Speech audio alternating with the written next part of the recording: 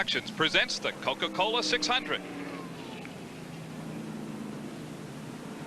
Today's race is brought to you by Coors, the beer with a difference worth tasting. Coors is the one. 160,000 people have jammed the Charlotte Motor Speedway today to watch the longest race on the Winston Cup circuit, the Coca-Cola 600. 600 miles of tough racing. It makes up 400 laps. We have already gone 236. Hi, everybody. I'm Mike Hogwood. Working alongside me today, Dr. Jerry Punch. Our weather conditions have been very, very warm. It is 88 degrees here in Charlotte, North Carolina. Our humidity is 48%. Virtually no wind at all, which has made it very, very tough for the drivers in these cars. And Bill Elliott has been the dominant guy most of the race today. He sat on the pole with a record qualifying speed. Phil Parsons has had a great run today. We are under caution right now. Rusty Wallace is running third. Davey Allison, the rookie driver, is running fourth. And his papa, Bobby Allison, is right behind him in fifth. Kyle Petty has had a good run today, is running sixth. Brett Bodine also is running seventh. Terry Labonte in car number 11 is eighth. Then is Neil Bonnet and Lake Speed rounding out the top 10. Well, Jerry Punch, I think the story today has to be Bill Elliott. He has been the dominant car, and when he's wanted to put that number 9 for Thunderbird to the front, he's been able to do it all day long. Elliott has been a strong horse all afternoon. He has dominated early on. No one has been able to handle him. There's the Elliott car, the same car he ran in the Winston a week ago. All they did was beat some of the dents out, didn't even repaint the car. Still has a blunted nose a little bit and some fender bangs on the left side, but Elliott has been strong. Earnhardt could not handle him. The only car that could really pass Elliott was Davey Allison, the young rookie driver. Well, Davey Allison will keep trying to do it. We are under caution because Alan Kulwicki and Jeff Bodine went spinning. Bodine has a lot of damage to his car. Kulwicki is out of the race. And now let's go down pit road to one of our pit reporters, a veteran announcer for the Motor Racing Network. Here's Mike Joy. I'm in the pit of Phil Parsons, and he is very much a surprise in this running of Coca-Cola 600. The Jackson brothers have always had a strong automobile for him. Leo Jackson's engines, and Tex Powell's the man who set up the chassis. Your young driver's doing a heck of a job out there. Yeah, we're real proud of him. I couldn't ask for anything more. Your practice times yesterday indicated you were within a tenth or two of Bill Elliott, and that's showing up here today. Yeah, we felt like we could run in the top 5 pretty comfortably if everything went right. Now, this race just past the halfway point. Have you had to change the chassis settings on the car very much as the day's gone on? No, we've changed really none at all. We had one set of tires that didn't do exactly like we wanted them to, and we went backwards for a little while, and then we got a caution, got them off, and then we're okay. Let's see if Phil Parsons can hold that second spot when we go back to green in one lap. Well, Mike, as you said, we are on the final lap. There's Dale Earnhardt. He is more than 50 laps behind the leader. Spent a lot of time behind the wall. Let's go down now to pit road. And our other pit reporter, the sports director at WBT Radio here in Charlotte, North Carolina, Steve Martin. I'm in the pit of Bill Elliott, our race leader, and that's where he's been, right at the head of the pack most of the day. Not only at stake the $70,000 that goes to the win in the Coca-Cola 600, but also possibility of a $1 million bonus for winning 3 of the crown jewels of stock car racing, and one of them being here, the Coca-Cola 600. The only other driver that can achieve that feat is Davey Allison, and they've both been on the lead lap today. All right, Steve, thanks very much. Back to Earnhardt for just a moment. There was a lot built up about Earnhardt and Elliott and the confrontations they had in the Winston. That really never came to pass today as Earnhardt cut down a tire on the first lap and hasn't been in contention since then. The pace car is getting ready now to pull down on pit road. We'll get ready to go back to green flag racing as they'll have a double file restart. The car is a lap down or more on the inside. The leaders are on the outside. That is Bill Elliott, and Phil Parsons is right behind him as they take the green flag from Harold Kinder. Heading into turn 1, it is Elliott again who jumps out into the lead. Waltrip is right beside him, but again, he is a couple of laps down. And once again, Bill Elliott shows a lot of strength in that Ford Thunderbird as he puts it out in front, a couple of car lengths now ahead of Phil Parsons. Waltrip is able to keep up with him right beside him. Some good racing, but it's not for position on the racetrack. And now it is Elliott who goes by him, and Waltrip has to fall back just a little bit, is not able to get one of those laps back, Jerry Punch. Bill Elliott assuming the lead. We might mention that Darrell Waltrip is indeed at least 2 laps down. An early pit stop in the first 10 laps of the race for a cut left front tire. Spelled doom for that car number 17 of Waltrip, and he has had trouble trying. Anyone's had trouble trying to make up time on Bill Elliott today. He has been the strongest car in the field, and Elliott again exerting the strength in that Ford of his as he pulls that melling car a good 8 or 10 cars in front of the lap car of Darrell Waltrip. One car to keep an eye on is the car of Davey Allison, not posted in the top 5 at the moment, but he's been the only guy who's been able to run with Bill Elliott all day today. Right now it's Phil Parsons who's trying to run with him, and he's not able to do it. Rusty Wallace and Kyle Petty also with good runs today, and sandwiched back in the field just a bit is Davey Allison in car number 28. Again, we'll run the top 5 for you. It is Elliott, then Phil Parsons in car 55. 27 is Rusty Wallace, 22 is Bobby Allison, and now 21 posted in the 5th position. That is Kyle Petty, and there is Davey Allison back in 6th, the rookie driver from Hueytown, Alabama. And Jerry Punchy's had a great run today and has been the only car that's been able to run at all with Bill Elliott. Right now, he is in 6th position. This has got to be a dream for Davey Allison. At 26 years of age, a year ago, no one figured he would even be on the Winston Cup Tour. He tried to make a rookie run in the Earl Sadler car. It came here at Charlotte. They did not. He ran out of money. Didn't have a sponsor for the car. This year, he got the Harry Ranier, JT Lundy ride. And Allison not only sat on the front row at Daytona, but won a pole, and now has won a race at Talladega. And he just went past Rusty Wallace as you see a shot of Davey Allison, the young 26-year-old driver. And Davey Allison is now right behind his dad, Bobby Allison, as he has posted by not only Kyle Petty, but Rusty Wallace as well. So a good, strong run right now for Davey Allison. Terry Labonte is a lap down. You see him in the middle there. It'll be Davey's dad, Bobby, who he'll set his sights on next. Bobby Allison currently running 3rd in this race. Right now, though, there's the leader who qualified well over 170 miles an hour. Bill Elliott from Dawsonville, Georgia, has won 1 race this year, the Daytona 500. Since then, he hasn't been able to find victory lane, but he's been out front most of the day today. Bill Elliott having a great run in that Ford Thunderbird.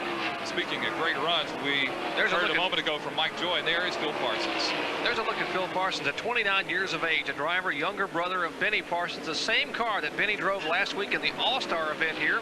Benny had trouble with the car. They found out there was a problem with the steering box. They changed the steering box, and Phil has been a lightning rod all afternoon, running extremely well. His best career finish a couple of weeks ago at Martinsville, Virginia. He finished 4th.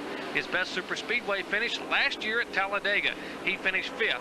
He is working on his best finish ever, running a strong 2nd here at Charlotte, and a very impressive run early on, Mike Cogwood, for Phil Parsons. Richard and Leo Jackson prepare the car. Andy Petrie is the crew chief, and Phil would like nothing better than to win one here in Charlotte, where the team is based. 245 laps are complete here in the Coca-Cola 600. Bill Elliott's the leader. Phil Parsons is 2nd. Back after these words from your local station.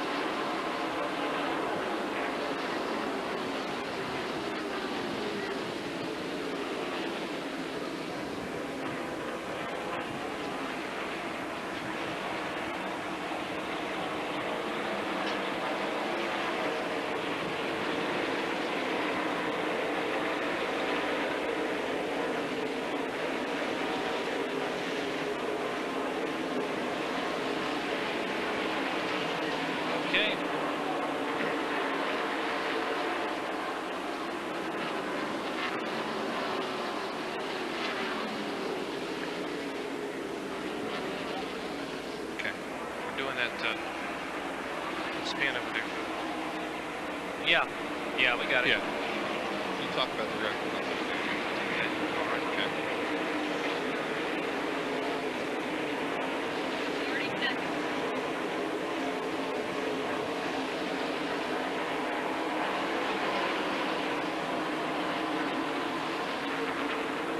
Okay, we got to keep up with Davey Allison here too.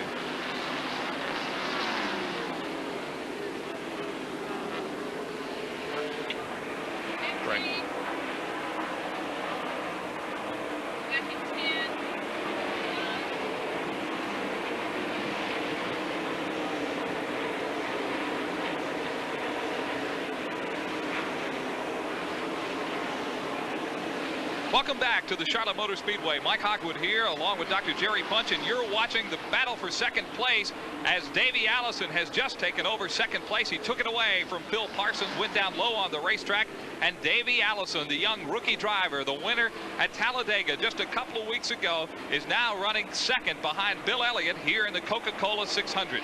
A great move to the front by Davey Allison, and that's the guy his sights are set on now, the Ford Thunderbird of number 9, Bill Elliott. When we joined you, we were under caution, and there was a good reason for that caution. Jerry Punch, a pretty violent wreck down in turn 2. Let's take a look. Alan Kulwicki in the Z-Rex Ford is carrying our in-car camera, or I should say was carrying our in-car camera. And you see a couple of cars in front of him. That is the car number 5 of Jeff Bodine getting sideways as he sprays for mosquitoes, and smoke comes billowing across the windshield of Kulwicki. He's trying to miss him. Here comes Bodine back up in front of Kulwicki. Kabam! They come together.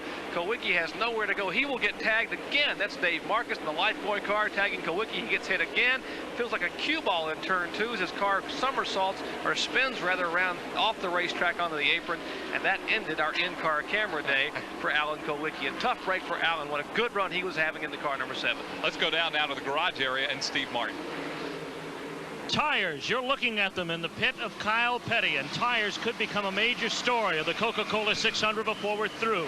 The combination of warm weather and the fact that they have new pavement here at Charlotte Motor Speedway have made tires a critical issue. Slick tires or new tires are finding the track tough. The scuff tires that have already had some track time are the ones that the drivers prefer to run with. The cars run better with them. As a result, there's been a flourishing trade down pit road of teams who have already dropped out of the race offering their scuff tires to the teams that are still in. A major issue as we wind our way down the final third of the Coca-Cola 600. All right, thanks, Steve. Meanwhile, Dale Earnhardt once again has pulled his number 3 car behind the wall. He is the points leader on the Winston Cup circuit, was one of the favorites here today, but from the first lap on, Jerry Punch, this has not been Dale Earnhardt's day. On the very first lap of the race, Dale Earnhardt cut the right rear tires. They took the green flag and went into one. His car would not come up to speed. This field split and went by him. He came in for an unscheduled stop.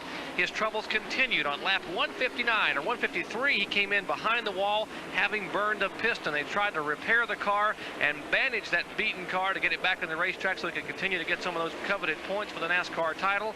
He was black flagged just moments ago by NASCAR for running too slow and again showing smoke. He is again, as you said, Mike Hogwood, behind the wall trying to make repairs and hopefully finishing this afternoon's event. Well, he is more than 50 laps down at the present time. I know he would hope to get out, and obviously the advantage for Dale Earnhardt to get out now, he has no hope of winning the race, but he can pick up some Winston Cup points and try to hang on to that Winston Cup points lead. He is the defending Winston Cup points champion. There you see the battle for the lead, and it looks like Davey Allison is about to catch up with Bill Elliott, and before long here, we may have a battle for first place. As they come down to the back straightaway now on lap 255, it is Elliott and Davey Allison, 1 and 2 in this race. Phil Parsons is 3rd, Bobby Allison 4th, and Kyle Petty is currently posted in the 5th position. Does Davey Allison have what it takes to get Bill Elliott? Well, we'll find out before this day is over with. Let's take a look now at our leaderboard, and you'll see that Bill Elliott is on top of this race today, and running second is Davey Allison. Phil Parsons, as we said, having one of his best runs of his career, is running 3rd. Bobby Allison 4th. He is tied for the most starts here at the Charlotte Motor Speedway, and Kyle Petty is running 4th. Bobby Allison, the oldest guy to ever win a Winston Cup race at the age of 48. Rusty Wallace in car 27 is 6th. Then it's Brett Bodine, Terry Labonte, Neil Bonnet, Lake Speed, rounding out the top 10. There's the battle back up front, Mike, as Bill Elliott trying to hold off the youngster, Davey Allison. You know, remember a few weeks ago at Talladega in the Winston 500, it was Allison, the only really competitor to Elliott, and Allison's car seemed to be very, very strong. In fact, Elliott was trying to run him down. The tables were turned a little bit, and of course the problems that Elliott had, and Allison's car being so strong, he picked up his first win, first ever Winston Cup win a couple of weeks ago. Well, we mentioned that Bill Elliott qualified at a track record well over 170 miles an hour. Last time around this racetrack, and we are 258 laps into the race, 164.734 miles an hour for Bill Elliott, so he's still running pretty good. Down with Dale Earnhardt's car, let's go down now to Steve Martin. They're working on Dale Earnhardt's car. They've been black flagged twice already today. It is a leak that comes out of the oil pan that has allowed oil down into the combustion chamber and out the exhaust. It's burning. That's why they've showed some smoke on several occasions so far today. They've been black flagged twice. The first time they were out 59 laps. Being the Winston Cup points leader, he needs to complete the race to gain those points. And so that's why they're working feverishly to try to get him back on the track, even though they know they don't have a chance to win. Let's go down pit road to Jeff Bodine's pit and Mike George. The crash you saw in replay a few moments ago involved Alan Kulwicki and this fellow. It's not sweater weather here at Charlotte. That's the inside layer of Jeff's flame-proof driving suit. Pretty wild ride up there. It's been a wild week here at Charlotte for me, I tell you. At least now I get to watch my little brother out there racing. He's doing a heck of a job. We're real proud of him. He could still win this thing. He's got a good chance in his first drive in the #1 car for Haas Ellington. Your day wasn't going too badly until the car started finding the wall. You know, I don't know what the problem is. It seems like everything's gone wrong for us for about a week and a half in Charlotte, and the car did run good, then it run bad. It was very consistent. We were trying to get that sorted out, and just because before that last incident, it was running pretty good, pretty consistent. Thought we still had a chance at a good finish, but bang, we got up into the wall, and here we are. But so Jeff Bodine is out of it here at Charlotte today. All right, thanks, Mike Joy. Meanwhile, you saw just a moment ago the number 33 car of Harry Gant go behind the wall to the garage. Early in this race, Harry Gant was running consistently in the top 5. But then he had problems, and now you see problems on the Benny Parsons car as well. Another problems late in this race. There become a lot of problems on these cars. Well, Benny Parsons had ignition trouble early on. He is back on pit road. He's had a lot of problems with that car. They still have the hood up on that machine. And there's a battle back into play, pack for 4th place. That's Kyle Petty in the car number 21 on the left of the screen, and Bobby Allison in 5th. Those cars 4th and 5th battling back into pack. We mentioned that Dale Earnhardt was behind the wall. He is now back on the Speedway.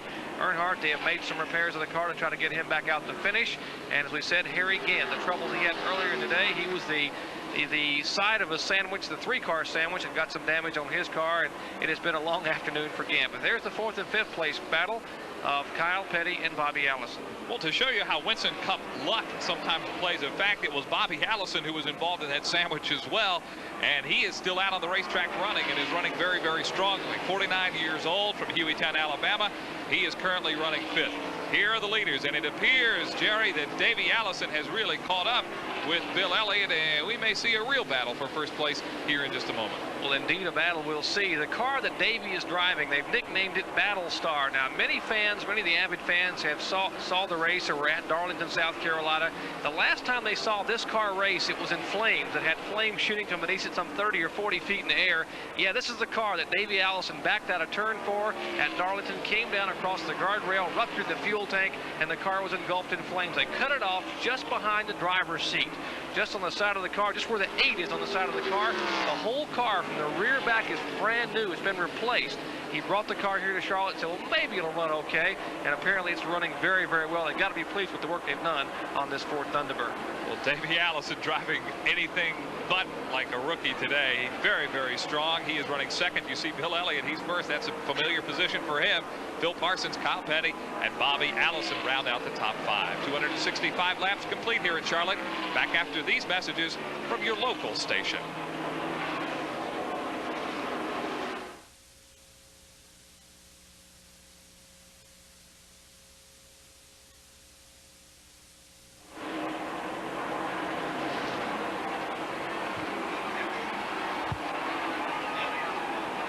Something's wrong with Elliott. Oh, what a wonderful time. We're in commercial. Come on, Bill.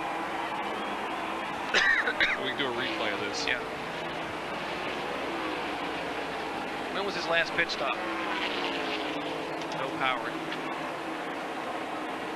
2:32, so we should be okay there. 3 laps to go. Come on, Sport.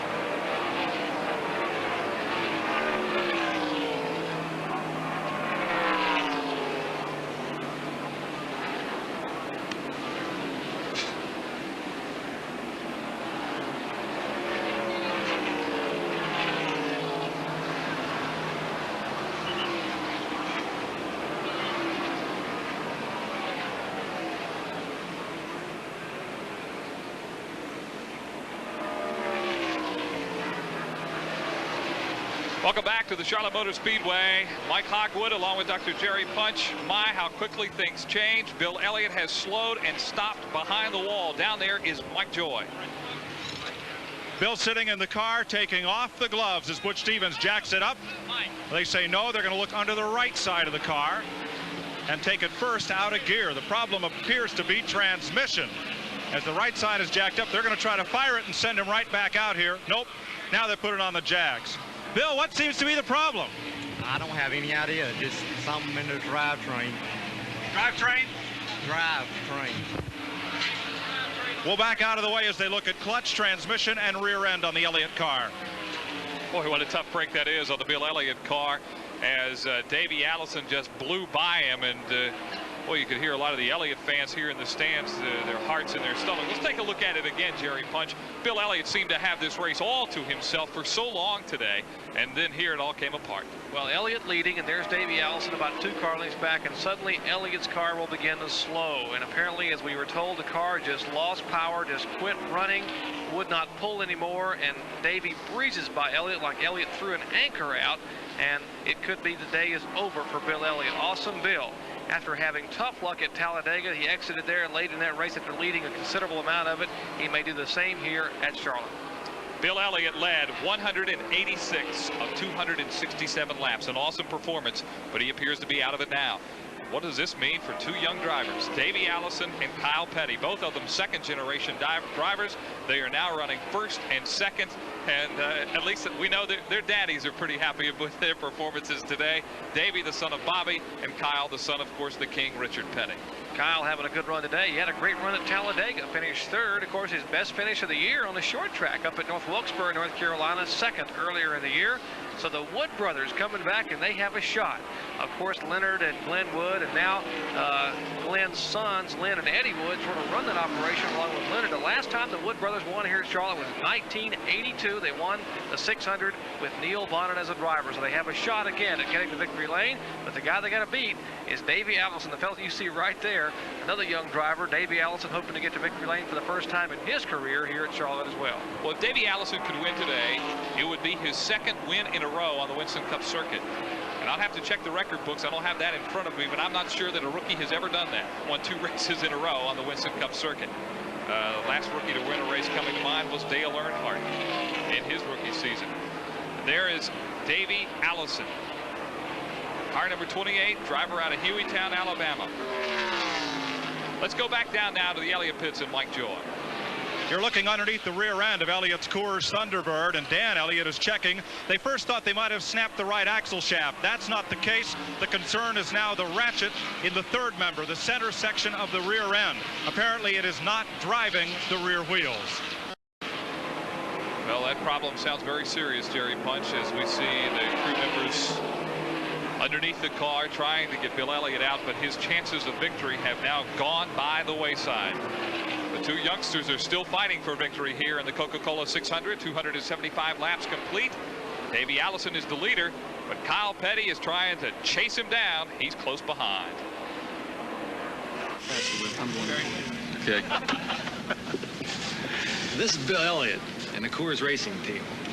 Now, you might think we're sitting around here talking about hard work, determination, the winning edge, and all the skill it takes to make a great racing team and a great beer. Nah, we're talking about fast cars, pretty women, and easy drinking Coors. But not necessarily in that order. Really?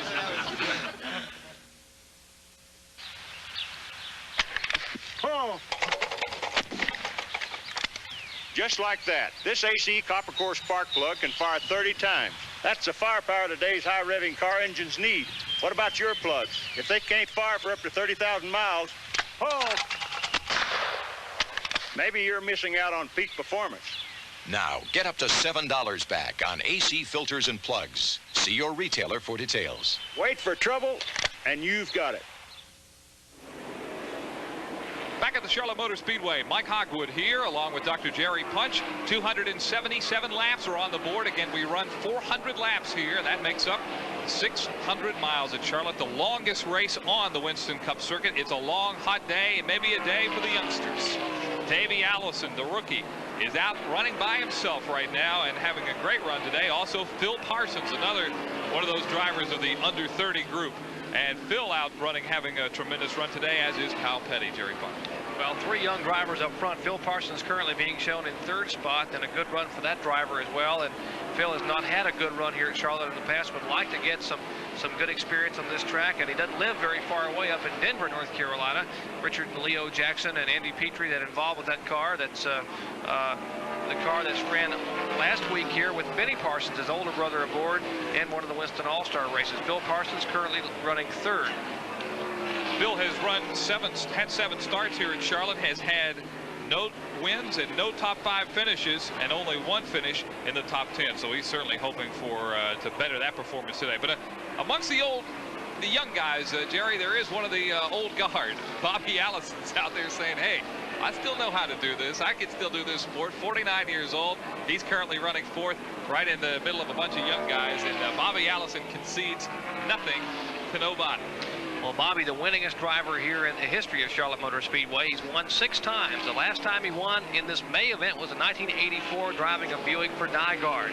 Of course, he has won over $650,000 here at Charlotte and would like to improve on that today. After the rough season he's had all year long, they have destroyed 3 or 4 cars, and they put one completely away at Talladega a few weeks ago. He sat on the outside front row today and said, this has got to be my day. I'm going to turn my season around, and he's got a shot at it, currently running 4th. We have some reports of debris on the racetrack. There is some debris right there in turn 3. However, the caution flag has not come out. That can be very, very dangerous out there. We'll keep an eye on Harold Kinder and the NASCAR officials to see if they do fly the yellow flag, and I believe they're going to. Here comes the yellow flag. Caution is coming out on the racetrack for that debris that we saw down in turn 3. Davey Allison will be the leader under caution as he's the first driver by to take the flag from flagman Harold Kinder. 282 laps are complete. Caution is on the racetrack, and a number of the crews getting ready, getting set for pit stops as the tires get swung into position up on the pit wall. The gas cans are ready, and there is the crew of the leader, Davey Allison. Joey Knuckles in the crew preparing. There's Leonard Wood getting ready to bring Kyle Petty in a Sitco car. Leonard, of course, one of the Wood brothers, 52 years of age. Glenn Wood, he's an older brother at 62, doesn't really have an active role as far as pitting the car, but is still actively involved with the team. And we have received word from the pits that possibly the car number 9 has dropped a valve. But here is the car number 28 of Davey Allison making an entry on the pit road. And Mike Joy is there. Mike? Davey Allison may be a rookie on the NASCAR Tour, but already he's a race winner. And the nose of his Thunderbird has been bloodied a bit with debris off one of the other cars. He takes a drink as they wipe the windshield, clean the grill, and on a very routine pit stop, give him 2 right side tires. These are scuffed tires, as Steve Martin pointed out. They came off of another car that's already dropped out of the race. Just a routine stop. They'll go all the way around. 4 tires for Davey Allison. Let's go up to Kyle Petty's pit. All right, Mike, they took on a 4-tire change in Kyle Petty's pit, and the people in Kyle Petty's pit tell me that Kyle is making up time at about a 1/10 of a second a lap on Davey Allison. They're very excited about their prospects this afternoon. Well, Kyle Petty is the first driver out along pit road, and when this race restarts, Kyle Petty will start it from the front for the first time today. So we will have a new leader, and it will be car number 21, Kyle Petty. We might mention that this isn't Kyle's only career. Just 2 days ago, or rather on Friday night, it was Kyle Petty who was in Hampton, Virginia, who was the opening act for country singer Janie Fricke, as Kyle thinks he's not only a race driver, but a country music singer as well, and he has a new band and apparently is doing very well with that, and he is not doing too badly here in this race today, as under caution, car number 21, Kyle Petty, is the leader. Well, a great pit stop, and the Wood brothers have been known for many, many years for being able to change those tires and get a car back out in under 14 seconds. For many years, they were the only crew that could do a sub-14-second 2-tire change and 2 cans of fuel, but a lot of teams have caught up. But right when they needed to do it, they did it. They performed and got Kyle back out front here at Charlotte. My thanks to Chip Williams, the public relations director of NASCAR, who just sent word up and said no rookie has ever won a race 2 races in a row on the Winston Cup circuit. Davey Allison trying to set history here today. They have just dumped some ice in Richard Petty's car. It is a hot day here, Jerry Punch. And here, 284 laps in, these drivers have got to start feeling the heat right about now, no matter how old any of them are. That's a modified cool suit they use. They just pour a couple of big cups of ice down the driver and inside. And of course, Richard uses that damp cloth he keeps gritted in his teeth to keep himself cool. But at 49 years of age, the 7-time NASCAR champion has got to be feeling a little bit of heat. The hottest day we've had thus far in the Winston Cup Tour, as we are 10 events now. The 10th stop in the 29 race season, worth over $15 million. And Richard Petty not having a bad run. He was up involved early toward the top of the series, and we have a driver change going on down on pit road, and let's check on pit road. Morgan Shepherd started the Quaker State Buick, as he does every week on the NASCAR Tour, but about halfway through this race, he developed a burn on his leg, and Sterling Marlin relieved him. Morgan is now set to get back into the race car. He feels much better. He's fighting off a bit of a stomach flu, as well as the difficulty earlier with the heat and the burned leg. Sterling Marlin brings it to a stop. Morgan has a look. They drop the window net, ask him how he's doing. He says, no, I'm fine. He says, I'm going to ride a while. Shepherd's going to pull that tire back over the wall. He wants to go back to work. Sterling says, my ride now. Well, it's kind of interesting situation down with the 26 car, Morgan Shepherd and Sterling Marlin down on pit road. We might mention that normally on a day like today, a hot day, everybody'd be wearing a cool suit. Some of these guys can't.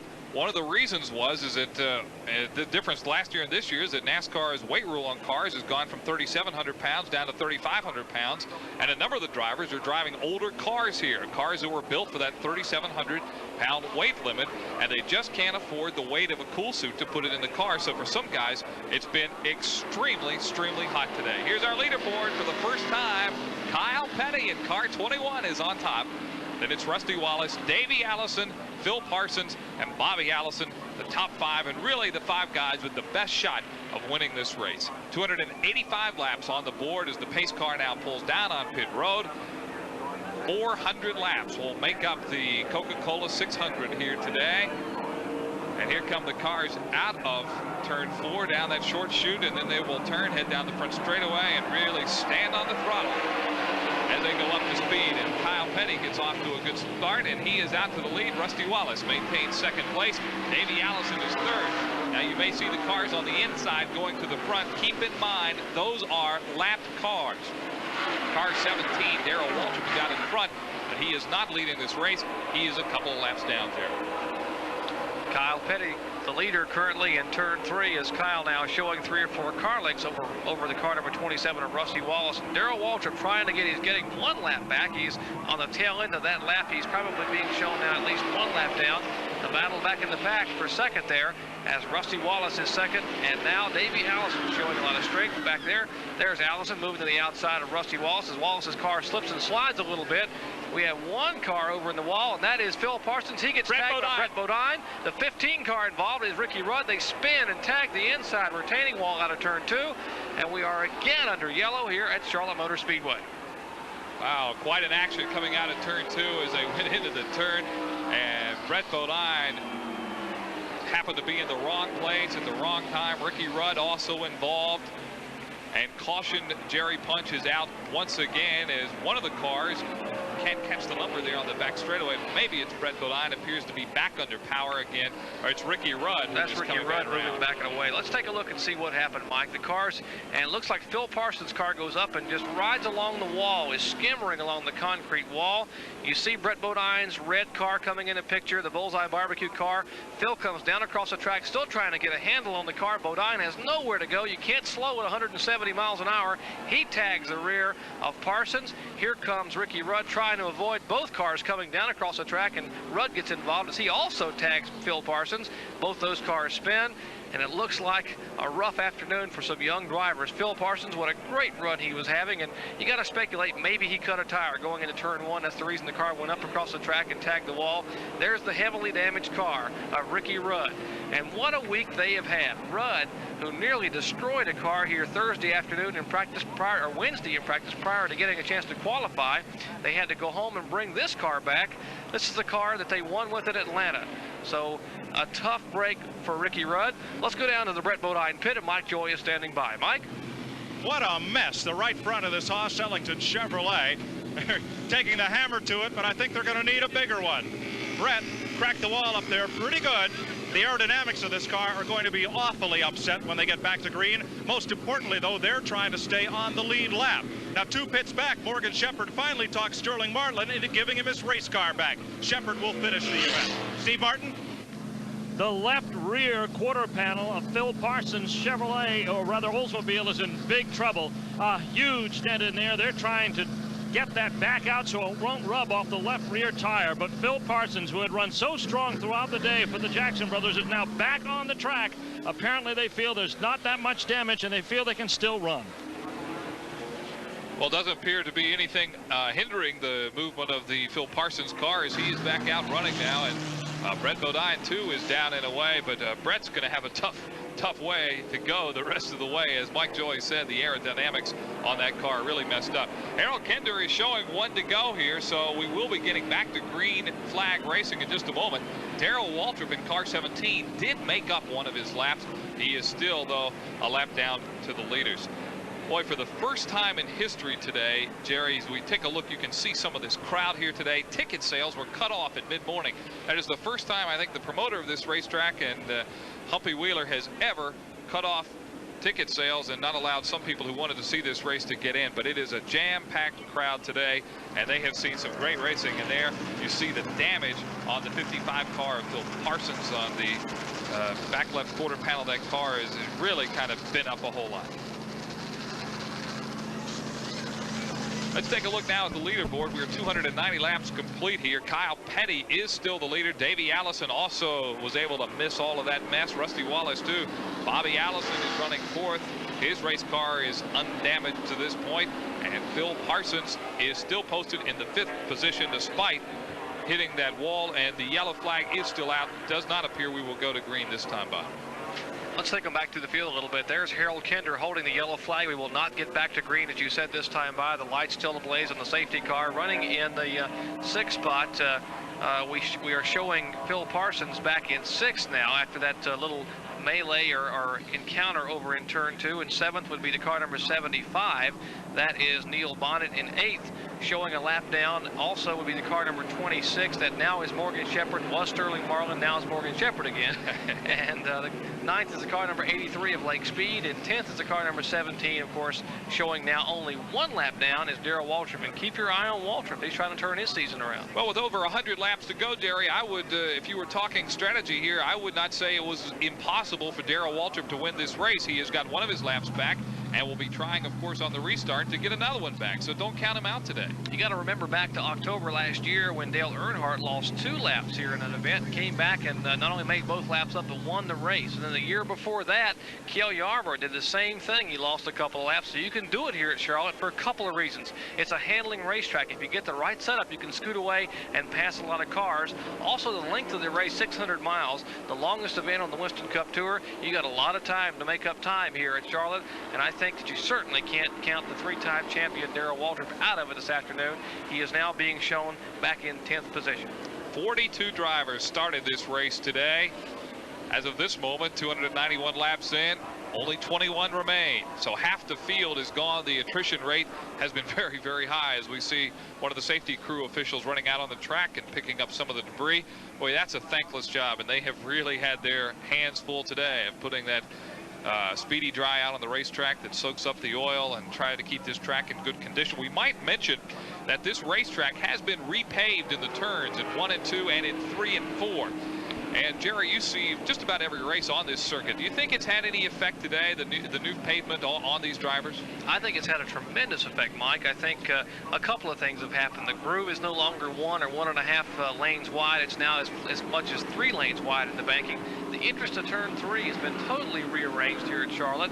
And the fact that the banking used to be 24 degrees, now it's 26 degrees with the addition of the new asphalt. And they've rearranged totally the entrance and exit to all the turns here. I think it's had, the drivers seem to really like it. The consensus of opinion is that the track is a better racetrack. You can handle better. The track is a tighter track.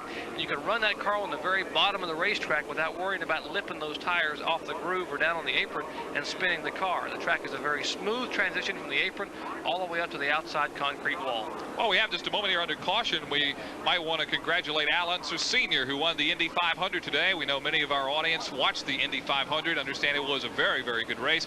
And our congratulations to Al Sr., who was the victor today at Indianapolis. And Al Sr. will now tie A.J. Foyt, Supertex, with 4 Indy 500 wins. The 71st Indy 500 Classic is history. We welcome everybody, Mike, to Charlotte Motor Speedway for what we think is going to be a classic this afternoon, a battle with a little over 100 laps to go.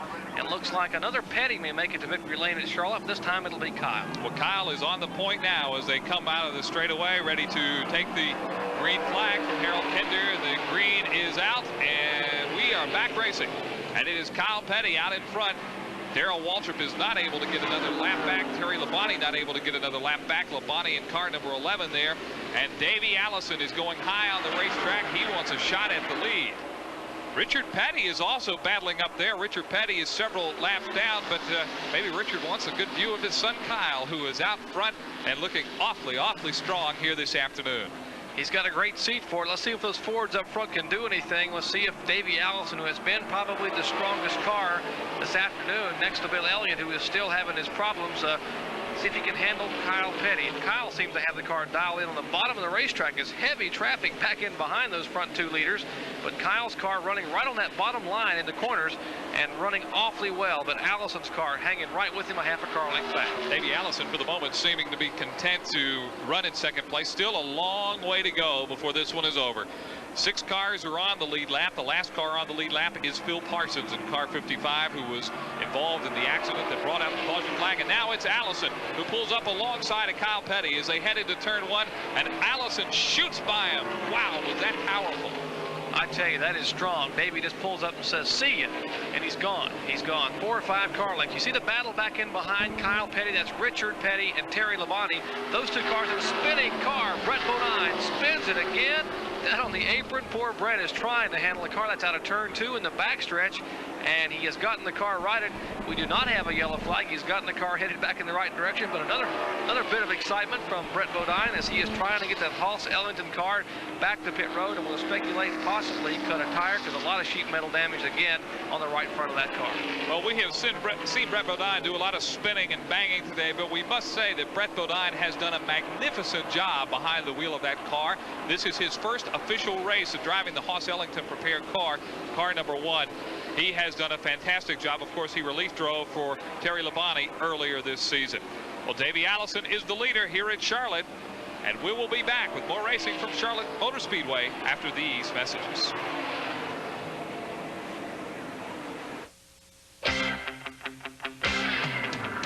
Here come the silver bullets, so hang on to your hat.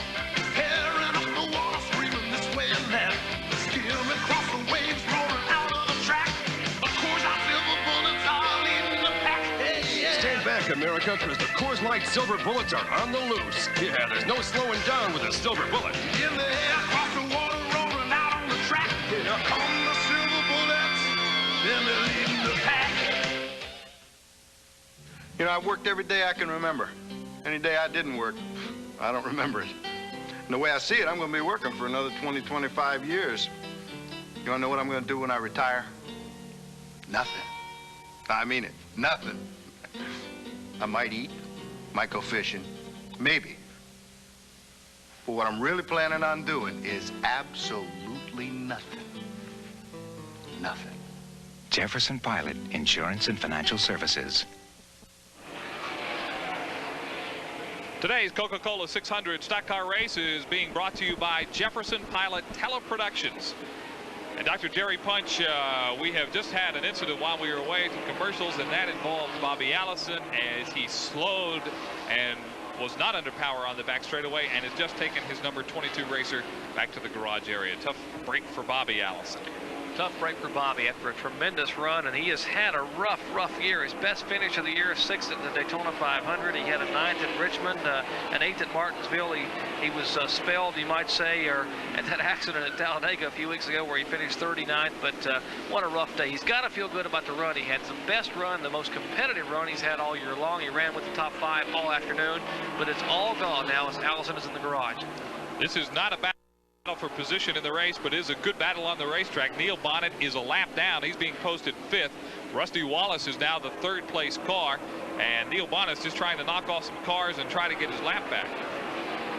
But again, Bobby Allison is behind the wall in the garage. He appears to be out of it for today. That leaves 4 cars now on the lead lap. Those 4 are Davey Allison, Kyle Petty, Rusty Wallace, and Phil Parsons. Any one of those 4 winning would be quite a story today, Jerry Punch. It really would. Indeed it would be. Let's check one of the race updates as Davey Allison is the leader. Here's the car number 8, Bobby Hillen, in lap 165 with some mechanical difficulties. Hillen had gone behind the wall with problems. He had an overheating problem in the car. They were trying to diagnose the problem, and he makes a hard left-hand turn and goes around behind the wall. So both of the Stavola brother cars have exited here at Charlotte Motor Speedway. A tough afternoon. Well, Davey Allison is still running very, very strong. Again, he is a rookie driver, part of the Alabama gang from Hueytown, Alabama. We are down in the garage. Our pit reporters have caught up with Bobby Allison, and let's go down to the garage now. All right, we are with Bobby Allison. Bobby, a tough day. You ran with the leaders all day. What happened? Takes in some water. It's awfully hot out there. What happened? Something bound up on the car. I don't know what happened, but all of a sudden something just started locking up. I had to come in. I don't know if it was the motor or the drive shaft or something in the drive line or what.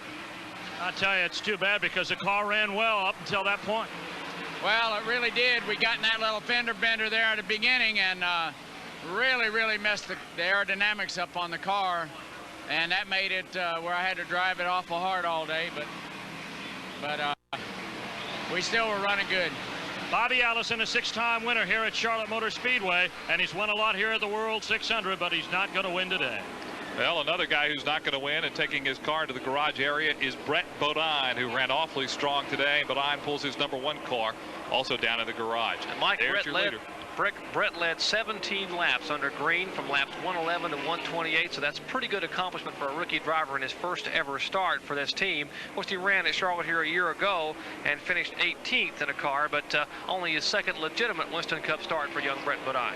Well, a great accomplishment for him today, and a guy who has really worked hard to get there and indeed has done it. We'll hear from him again. Davey Allison's the leader. Kyle Petty is second. Then there's Rusty Wallace, Phil Parsons, Neil Bonnet. We'll be back after these messages from your local station.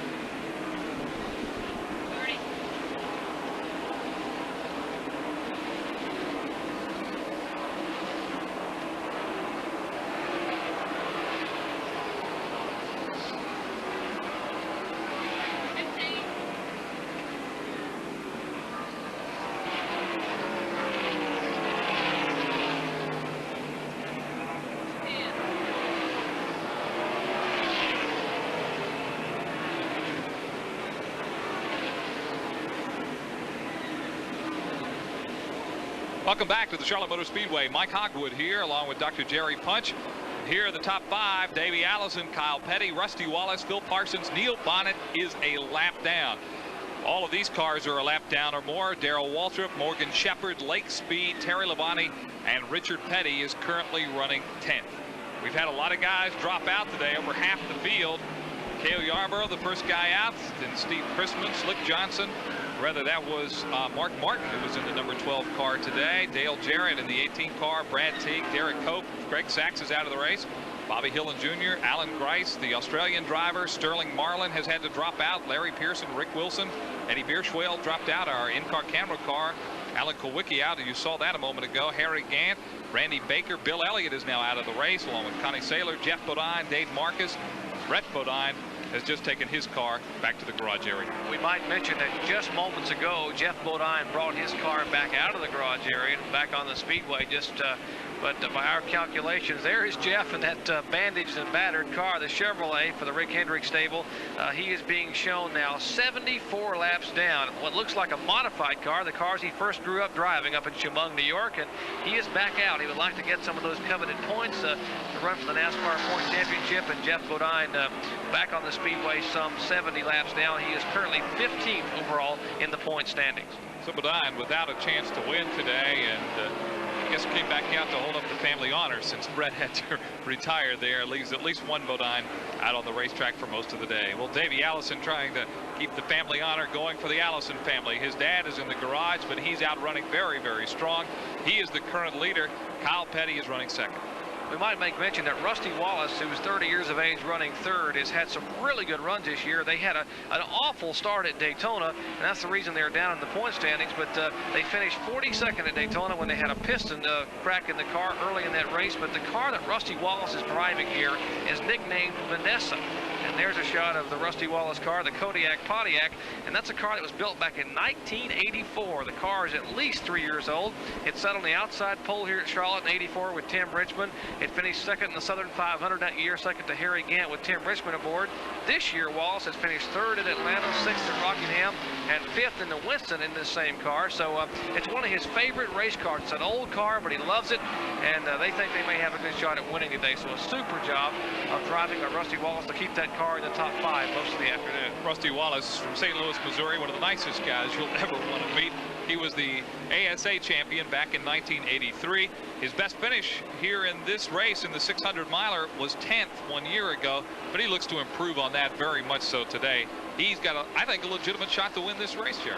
No doubt about it. He's running very, very well, and the problem is, anything can happen. We've seen a lot of the competitors go by the wayside. Harry Gant was strong early. He is gone. Elliott was strong. He is gone. Bobby Allison is gone. So they keep falling away, and Wallace is in there, 3 cars in the lead lap, and that's Davey Allison, of course, Kyle Petty, Rusty Wallace, so he has as good a shot as anybody at winning this thing.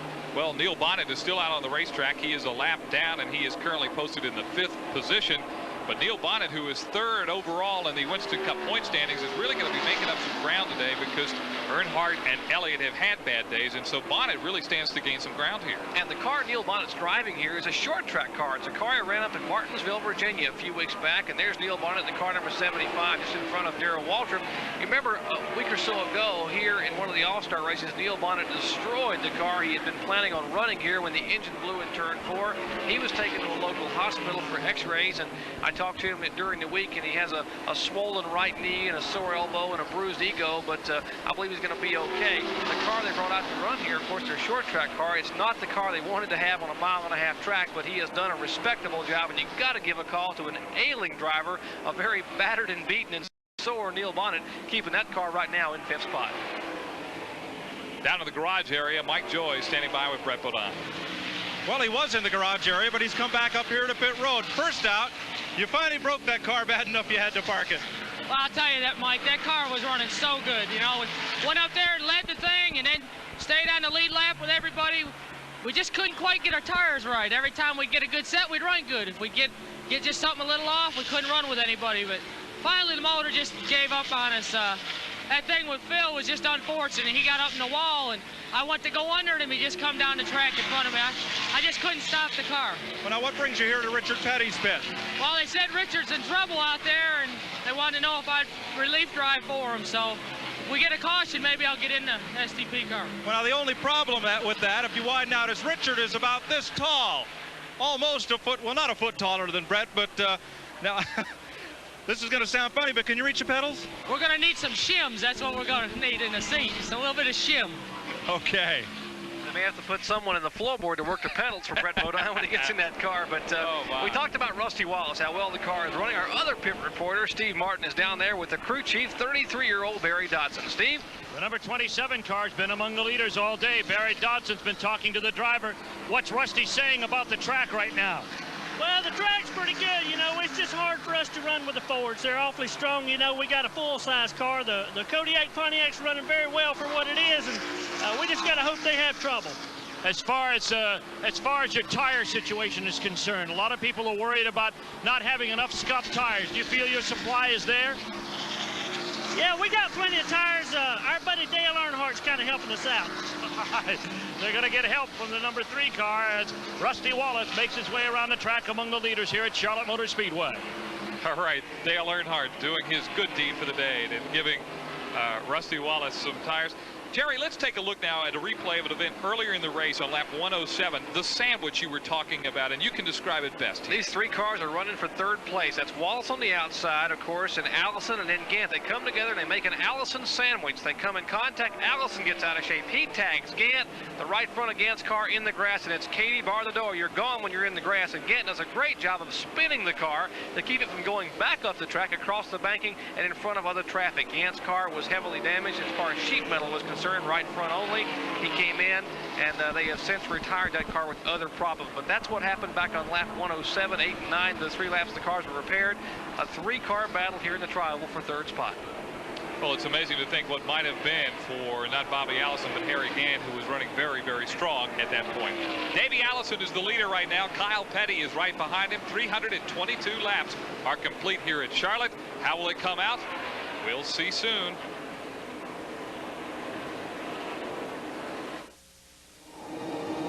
They wait, they stalk, and they shake the desert sands, all team together to do one thing: win. Bill Elliott and his Coors-smelling Thunderbird, Tom the Mongoose McEwen and his Coors funny car, and Ivan the Iron Man Stewart's Coors off-road champion. When the smoke clears, Coors is the one. Get a 6-pack of Coke. Free? Free. Free? When you buy Dirt Bustin' Hastings filters. The best there is. It's Hastings Dirt Bustin' giveaway with a free 6-pack of Coke for you and a chance to win a Dirt Bustin' 4-wheel drive Dodge Raider or thousands of other great prizes. Just buy a pair of Hastings filters. The best there is. At leading auto parts stores or with a professional oil and filter change. And the Coke is free.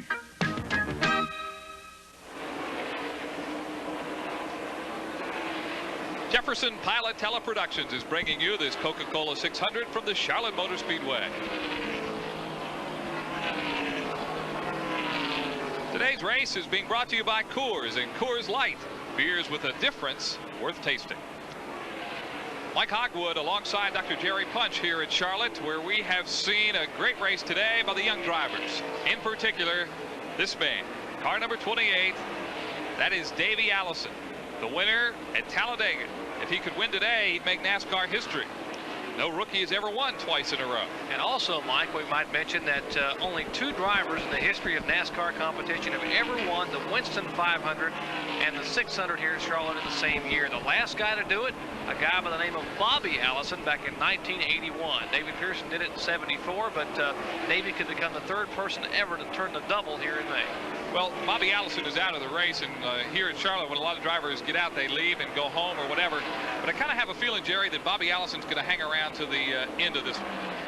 Oh, I think he is. And Davey Allison is slowing down. We have word from pit road that Allison's car is slowed drastically, and there is Kyle Petty running up on Davey Allison. We will have a lead change out of turn 4, and apparently there's an engine problem on Davey Allison's car. And what a tough break for the Rainier Lundy team. The Haviland Ford slowing, and you got to speculate that possibly they have lost a cylinder. Oh my, what a tough break, and what a good break for Kyle Petty. He now goes to the front.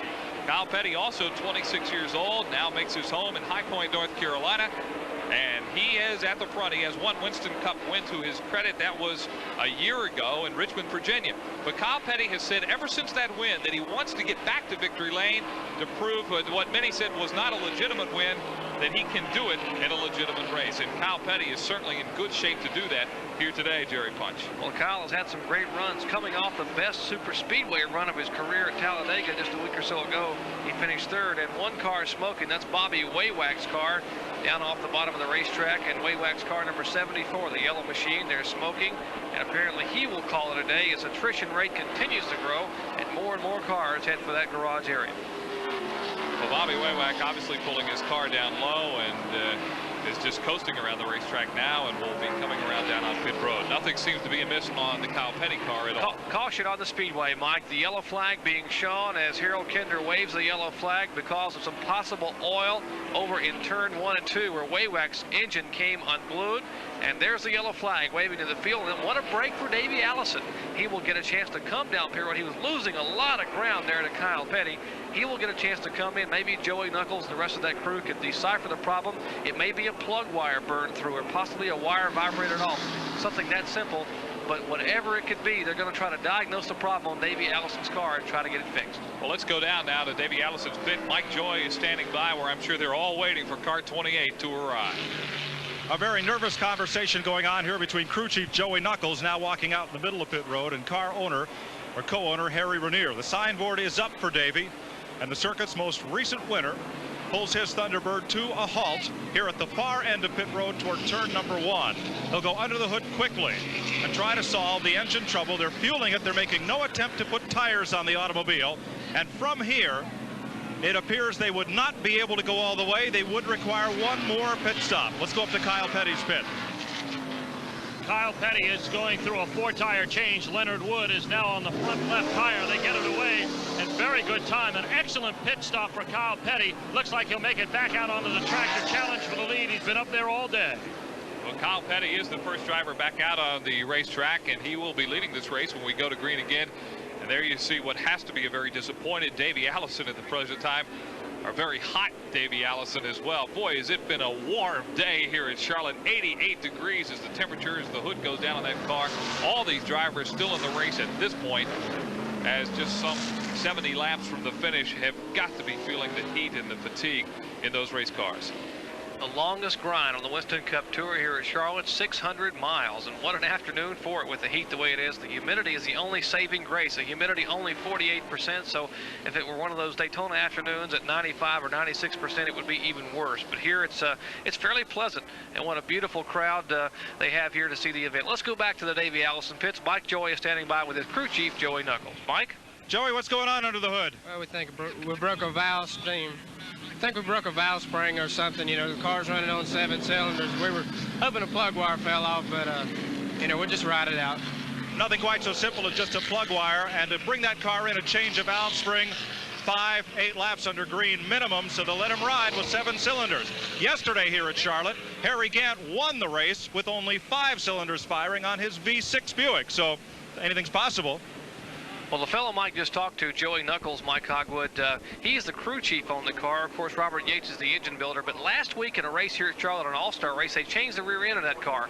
During the rear end change, a part of the gear fell on Joey Knuckles and broke 3 ribs. Now, he has a rib belt and a rib bandage on, and he's the right front tire changer. That's why we've seen a little bit slower pit stops today than normally out of that Davey Allison crew. But Knuckles, you got to give a call. I mean, he is there running the operation, trying to encourage his young driver. Now, Joey just turned 26 on Friday, and Davey is 26. In fact, they nicknamed that crew the Peach Fuzz Gang because only a few of them even shave yet. Well, Davey used to tell me, Joey Knuckles, that he used to come to races as a kid, and he and Davey used to play in the parking lots during the races.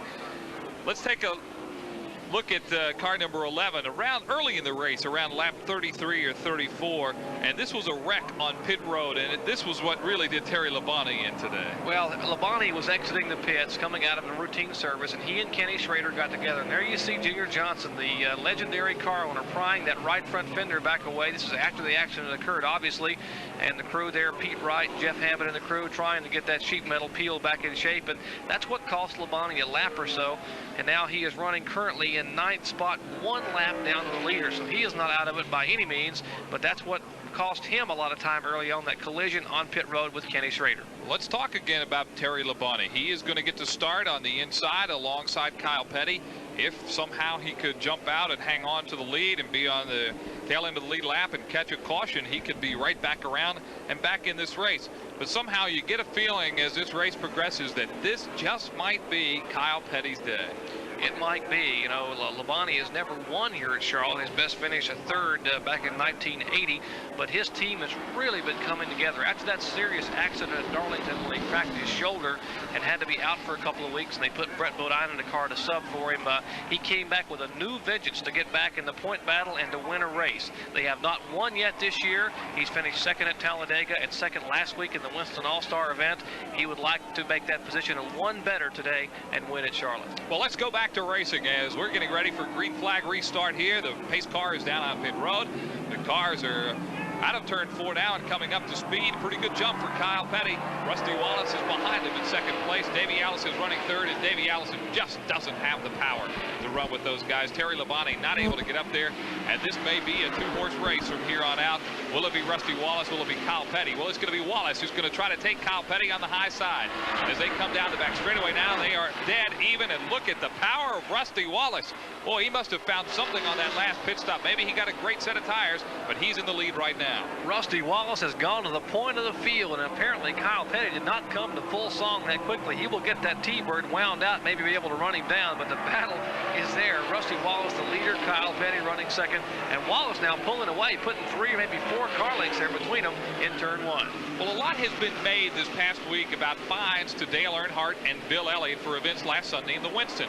But there was some pushing and shoving and words exchanged between our 2 leaders, Rusty Wallace and Kyle Petty. No fines involved. They said they solved their problem 20 minutes after that race was over. And here they are today, the 2 cars who were really battling for the lead. And it's a good thing they made up. And they're left, but I'm sure that neither one of them is thinking the other one's a great friend right now, and they really would like to take the lead away from him. Well, tempers can get a little bit heated. There is the car number 28 of Davey Allison back in the pack, running up back toward the front. He is in 3rd position, although he is further back in the field trying to make his way toward the front. And you got to consider, even though he's on 7 cylinders and now slowing even more in the backstretch, he pulls to the inside as Buddy Baker goes by. He is still being shown as a 3rd place car because those are the only 3 cars on the lead lap. Well, indeed. And so Davey Allison probably for the rest of this race will just try to keep from getting lapped. Here back in the pack a bit, Neil Bonnet is running very strong. Again, he is a lap down, and he is fighting now to stay ahead of Darrell Waltrip, Morgan Shepherd, and Terry Labonte. That's the battle for 4th place right there between Neil Bonnet and Darrell Waltrip, as Waltrip now showing a lap down and just in front of Morgan Shepherd, as they are, that is 4th, 5th, 6th, and 7th. As Morgan Shepherd currently being shown in 6th position, now sliding beneath Waltrip to take 5th. Here comes Morgan Shepherd on the inside trying to take that 4th position. Shepherd, who got out of the car for a while, so he may be a little fresher than the rest of the guys. Neil Bonnet saying, hey, that's not fair. You got to go sit down and rest for a while, and here I've been in it all day, and we're still battling side by side. And it's Bonnet who sticks that car back out in front, and now it is Waltrip is running side by side, and Shepherd can't hang with him. And it is Neil Bonnet and Darrell Waltrip who are now running 4th and 5th in this race. Again, they come out of turn 4, and we'll see Morgan Shepherd try him again. It's just not able to, doesn't have the muscle to get up there with Neil Bonnet in car number 75. Darrell Waltrip had a disappointing season so far, but trying to get things turned around a little bit here today. That number 17 car has showed some strength at times. Again, he's a lap down. And he right now is not having any luck at all trying to pass Neil Bonnet. Our leader right now is Rusty Wallace. Kyle Petty is running 2nd. Davey Allison having some problems. He's running 3rd.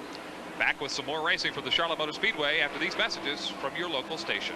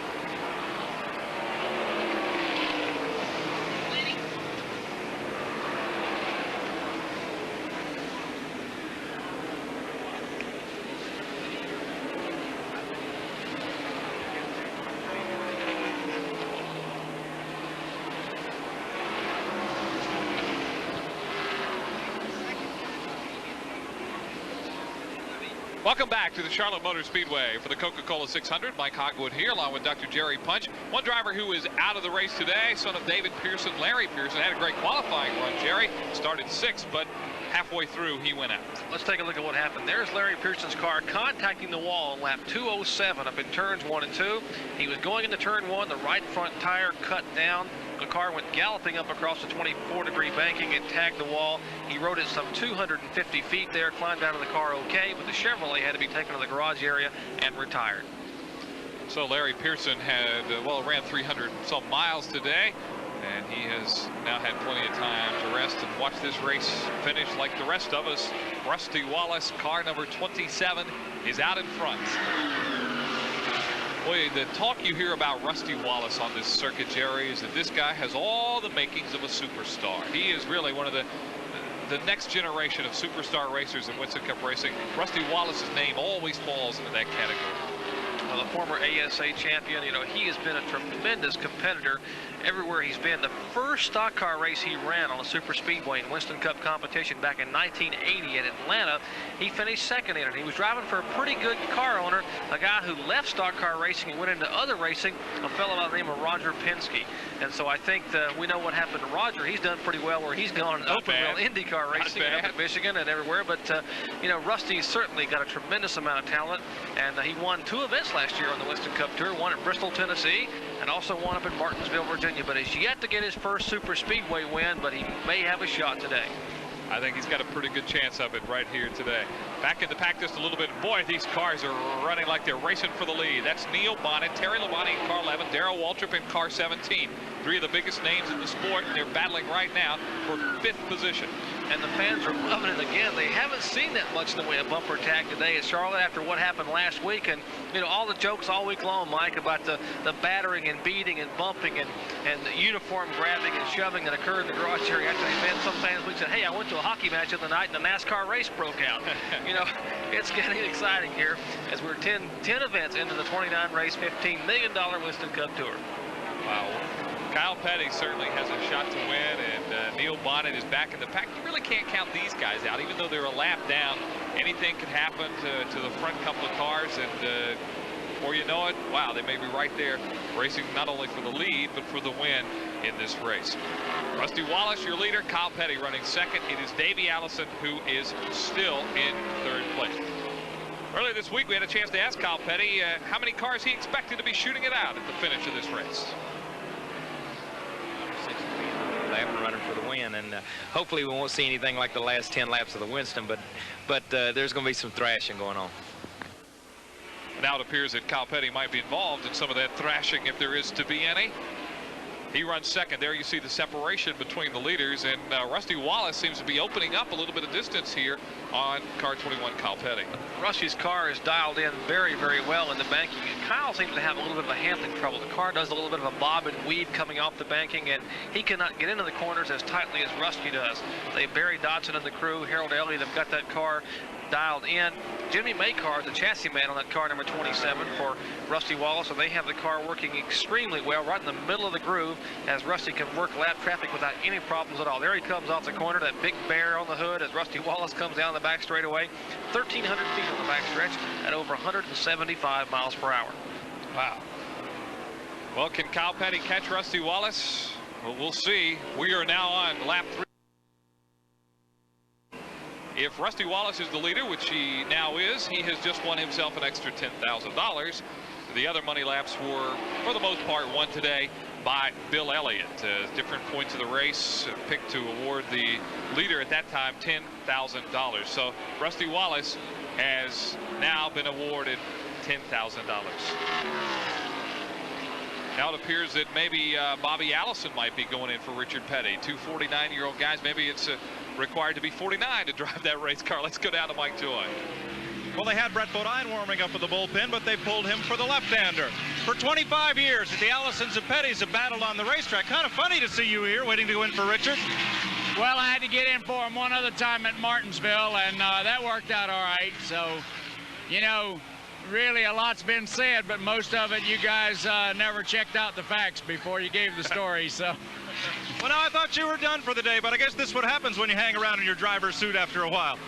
Well, I didn't get to hang around any. Before I ever even got out of the car, they were there to get me. Couldn't let you get away. So Bobby Allison will go in if Richard feels he can't finish the race. And Mike, one Allison's going in while another Allison's going out. Davey Allison, apparently the word we've gotten is they now have lost 3 cylinders in that car, and he will take the Havoline Ford to the garage area and call it a day. What a tough break for Davey Allison, but what a tremendous run, and what a lot of respect he's gained today in his group. Now, he's a rookie driver. And something I might mention, that Brett Bodine, who was standing by for Richard Petty, he could not relief drive. NASCAR rules state that a rookie driver cannot get in and be a relief driver unless he's had laps in that car. And so they have to get a veteran driver to come by and get in the car, and that's why they grab Bobby. You can't find anybody more veteran than Bobby Allison. After 350 laps, there have been 22 lead changes today among 10 drivers. 65 of those laps have been run under caution. Our average speed is 129.918 miles an hour. 3 cars right now are on the lead lap. We'll be back. More racing in Charlotte in just a moment. Early one afternoon. Where's Lou? At the Silver Bullet. Lou, Jackie, comedian. You ever think of having live entertainment? Because this place is dead. Of course you did. I'm hysterical. Look at these reviews. Some of these places are still open. I'll pack them in, Lou. No. Coors Light does that. I don't know who this guy Light is. No, Coors Light isn't a guy. It's a beer. A bear. Terrific animal acts. I can't get a break in this town. Did you hear the one about the mouse? There's no slowing down with the Silver Bullet tonight. I've been shot at, shot up, and shot down. So I don't take chances on anything. I won't touch a filter that isn't from AC. Why mess with air filters that can't go for up to 30,000 miles? Or oil filters that can't deliver up to 15,000? Now, get up to $7 back on AC filters and plugs. See your retailer for details. If you put your muscle into a job, use your head and do it with AC Delco. Jefferson Pilot Teleproductions very pleased today to be able to bring you this running of the Coca-Cola 600. And we've seen some exciting racing here today. 356 laps in now. We only have 2 cars on the lead lap. Rusty Wallace in car 27 and Kyle Petty in car 21. Well, look at Morgan Shepherd. Got out for a while, got back in, and he's now running 3rd. Then it's Neil Bonnet. Darrell Waltrip, also after some early problems, is now 5th. Lake Speed is having a very good run today. He is 6th. Phil Parsons 7th. Terry Labonte is 8th. Richard Petty is 9th. And Buddy Baker is posted in the 10th position. Well, let's go down to one of our pit reporters in the garage area, Steve Martin, who's caught up with a disappointed and frustrated Davey Allison. Quite a run for Davey Allison today. Davey, what happened out there? Dropped a cylinder. Well, we lost a couple valves, I think. Don't really know for sure until we get home and go through the motor and find out. Looked like you had pretty good gauge on Kyle Petty when you were at full power. Well, we're just sitting out there riding, taking it easy, waiting for the checkered flag. Second leg of the million's gone down the tubes. Davey, it's been a fine season for you so far. I know there are other great days waiting for you. That Ford, you stayed pretty well with Bill Elliott most of the race. We just rode behind him, just waiting for the end of the race. What about the condition of the track? Well, 3 and 4 is in pretty good shape, but down there in 1 and 2, the asphalt's tearing up, so they're going to have to do some more work on that end. That's Davey Allison. He's the man right now is in front for Rookie of the Year, and he's into the garage area for the rest of the afternoon. Tough break for Davey, and you know, we didn't mention a lot about the Winston Million, but 2 drivers here today had a shot at it. Now no one will win it this year, but Davey Allison, if he'd have won today, would have assured himself of at least an extra $100,000 bonus, and when you're a rookie in your first year, that money means a lot. So obviously disappointment in more ways than one. Well, they made a comment about the asphalt up in turns 1 and 2, and we talked to some of the track management yesterday. They were concerned that possibly the heat this early on would create a problem. Now, they started repaving this track back in February. They started grinding the asphalt away, and by late March, or they had the asphalt essentially replaced.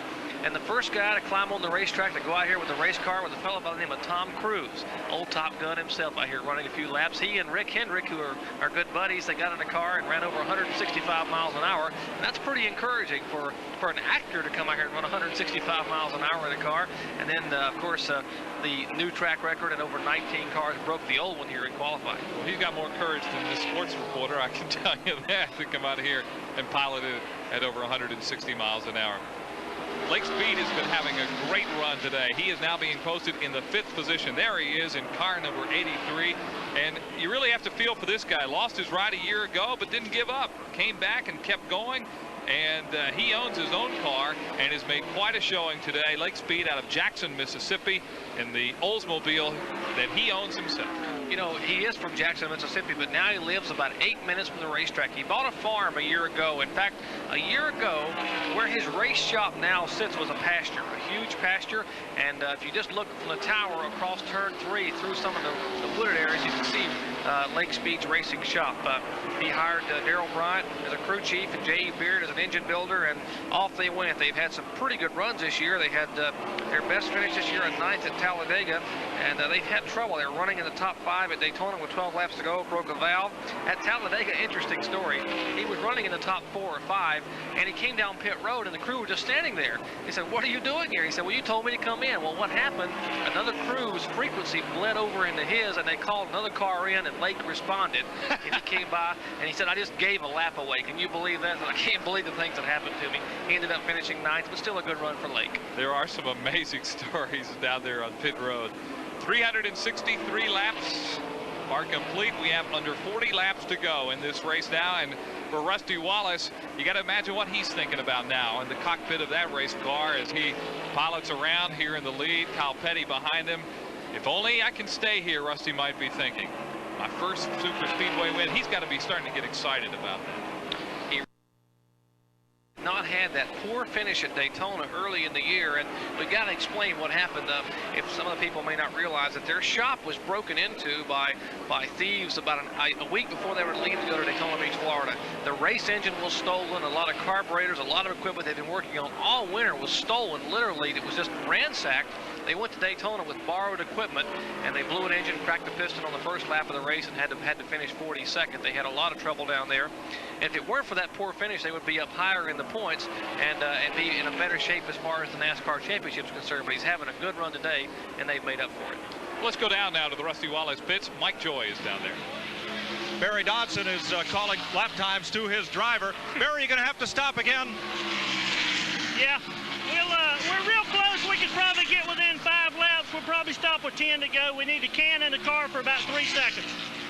No tires contemplated. As he said, gas and go. So we're getting now to some strategy. I wonder, maybe we can find out what's going on in the Kyle Petty pit area, whether they'll have to stop or not. That could be the telling factor of this race. If we don't have any more cautions between now and the end, what will be happening between Petty and Rusty Wallace as far as fuel is concerned? You just heard Barry Dodson say that they're going to have to stop. 3 seconds, that's not a lot of fuel, Jerry Punch. Well, it's not, but you got to consider that they're talking about 3 seconds of what they call can time. That's the time the can is actually in the car and fuel is being dumped into the fuel cell. Now, what's important is not how long you're on pit road, but how quickly you get in and get out, and you got to make sure you don't slide through your pits and waste extra time having to back up or having that gas man plug that 50-gallon can down to your car. We'll see. We shall see soon. 367 laps complete. Wallace is the leader. Petty is chasing. We'll be back after these messages from your local station.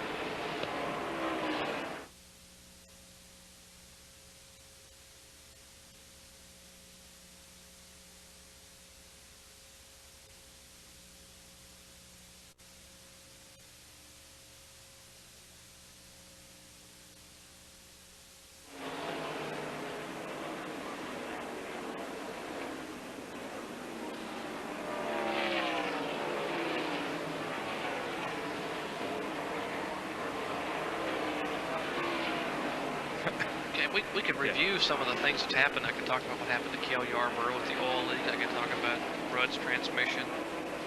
Hey, Cale, Quay. All right.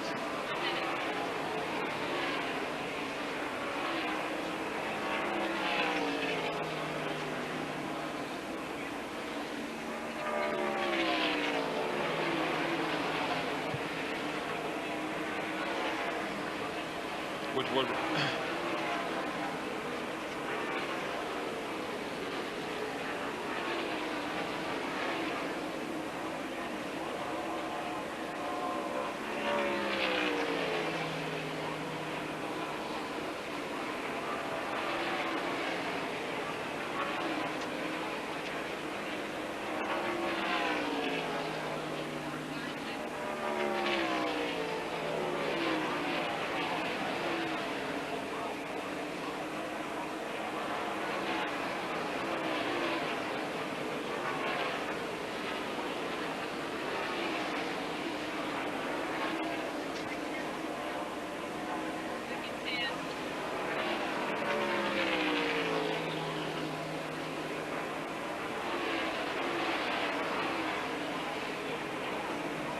We're back live with you at the Charlotte Motor Speedway for the Coca-Cola 600. Mike Hockwood along with Dr. Jerry Punch here. Over 160,000 race fans are watching to see if car 27, Rusty Wallace, can hang on for victory here today in the Coca-Cola 600.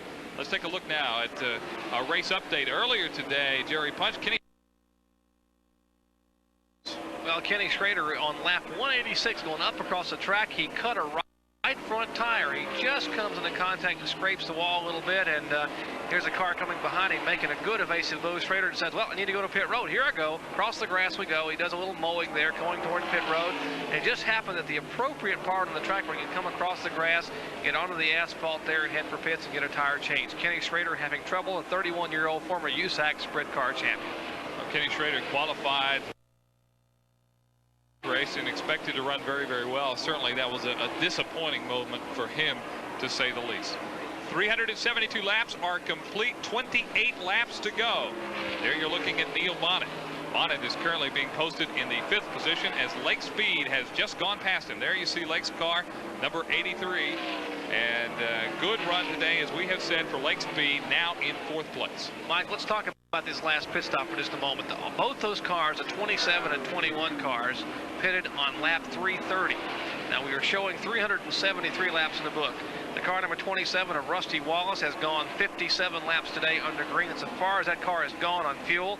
The car number 21 has gone 60 laps under green. So we would expect to see both cars in around lap 390. As Mike Joy said a little bit ago, talking to some of the crew chiefs down there, Barry Dotson, they expect to come in with about 10 3 second, I should say, can time, 3-second quick fuel stop. And with that, let's go down to Steve Martin in the pits with this report. Steve? We're in the Lake Speed pit, the car number 83, and crew chief Darrell Bryant is with us. They've just overtaken Neil Bonnet, moved into 4th place. Lake's having a fine run today, but you need a caution and you need some more gas, don't you?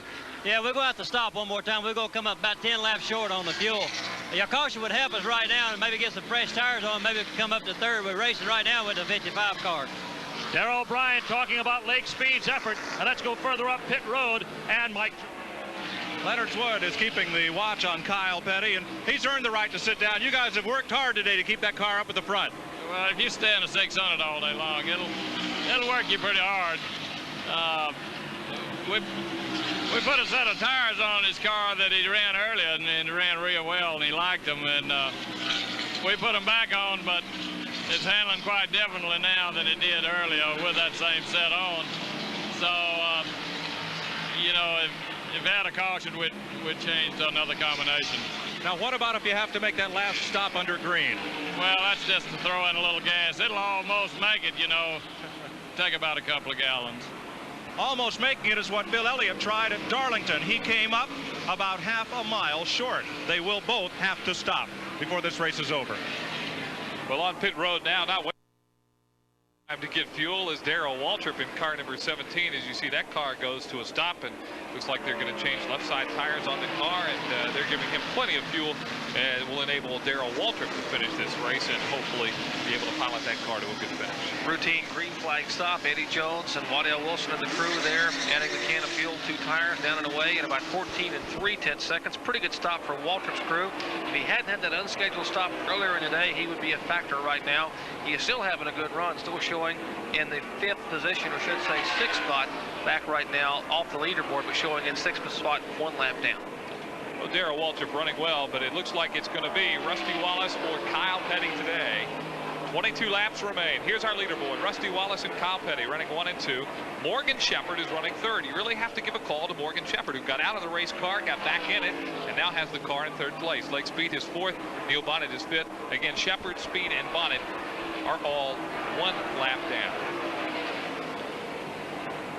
Well, this late in the day in a 600-mile race, and a race that has been as hot as it has been today, Rusty Wallace has to be a bit tired in the driver's seat of that car, but again, he has to be excited, and I don't think he may not be feeling the fatigue too much when you know you're just about 20 laps away from it. Every single sound that engine makes is amplified 5 or 6-fold at least. He is listening to every single cylinder firing in the car. There's a little bit of smoke from the tires of that car as he rides it high up in turn, and Wallace seems to be slowing.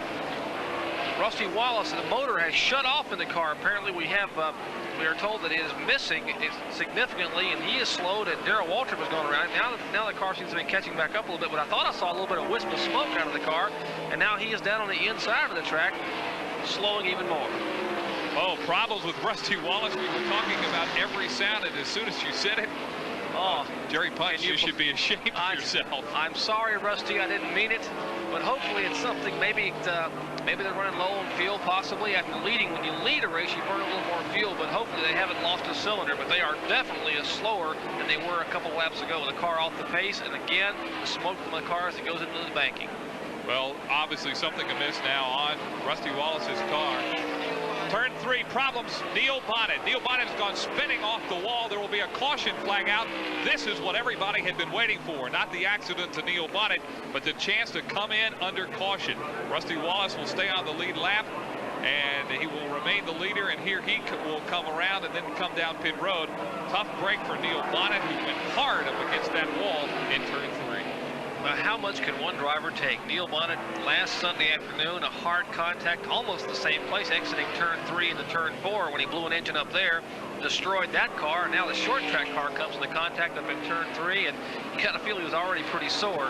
So Neil Bonnet, hopefully everything is okay. The car is built for it. Let's take a look here. Here's Bonnet coming off the wall, the car just disintegrating, just scraping the asphalt. He comes on the apron. He's already had contact with the left side of the car.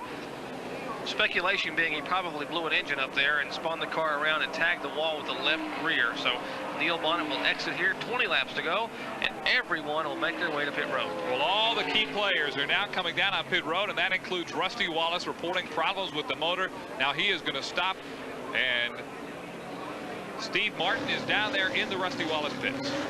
Not taking on any tires. Looks like it's just going to be a gas stop here at this point in time as the flag is out. They are possibly worried about possibly the drop cylinder going on 7 cylinders at this point in time. So Rusty Wallace trying to make it home in the final 20 laps of the Coca-Cola 600. Let's move up to Mike Joy further up pit road. At Kyle Petty's pit, the Wood brothers making another of their, I think, sharp strategy decisions. They've gone for a whole different set of tires on this car.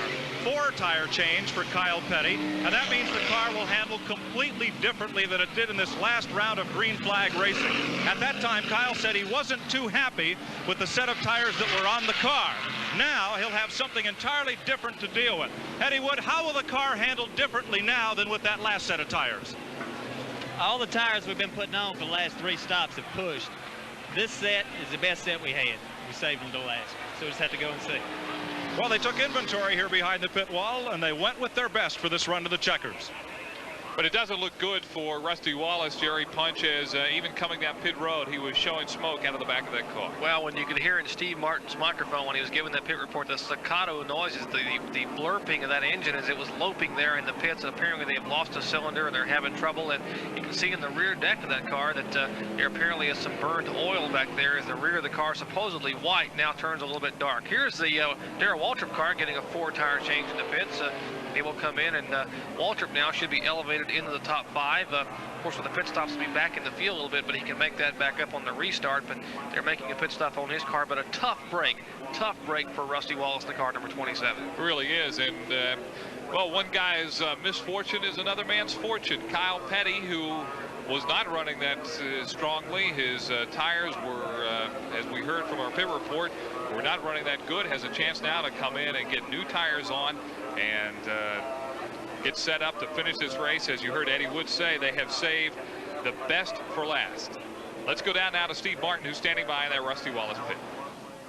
They're talking very worriedly here with lap 382 showing on the scoreboard. Rusty Wallace came in for a very long pit stop. They did not take tires. They checked under the car. They checked in back of the car. They're not sure what the problem is, but it's something that took a considerable amount of distance off Rusty Wallace's car. He's back out on there. They're not going to bring him in again. They're going to take a chance with what they've got right now.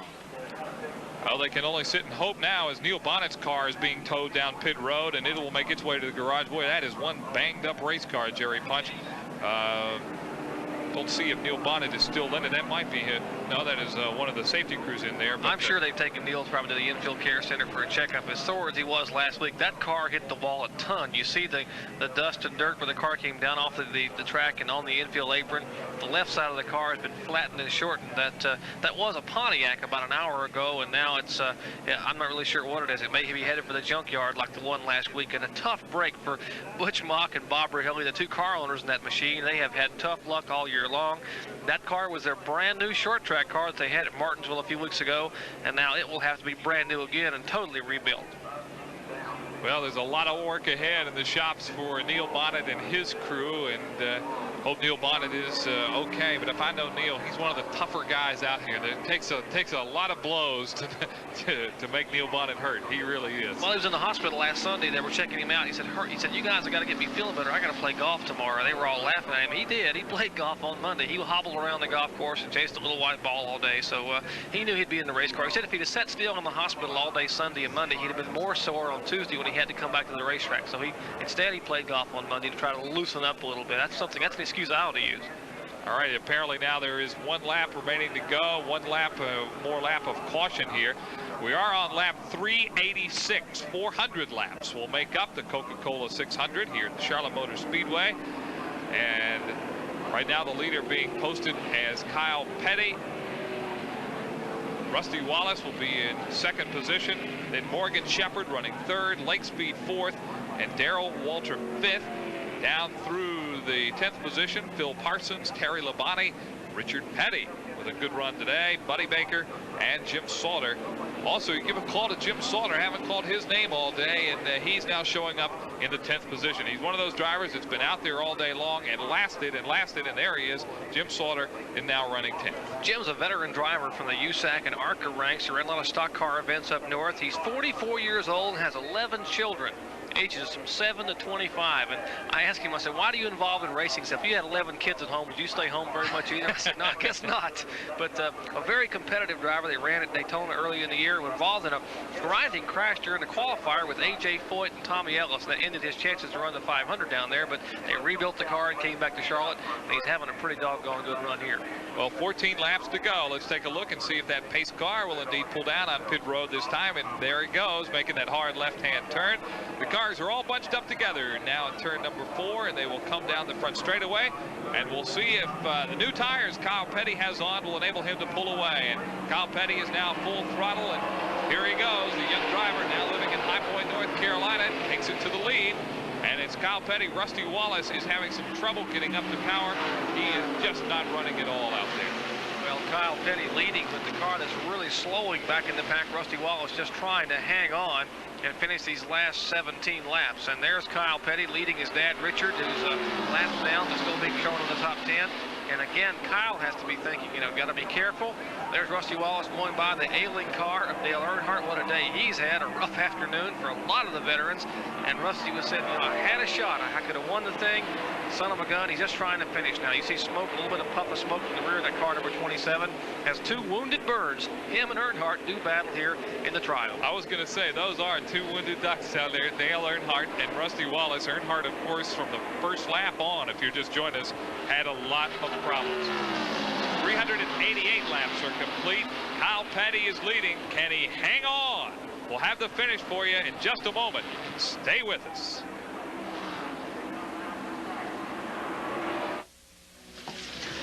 When you talk to the experts from Coors about their beer, this is what happens. Now, this is great. Bob Foster here says that his special blend of hops is the one thing that gives Coors its character and its taste. The one thing. Darwin Davidson says it's his 2-row barley. And Sun Lee claims it's his specially cultured yeast. That's great. Come on, guys. What is it? Barley.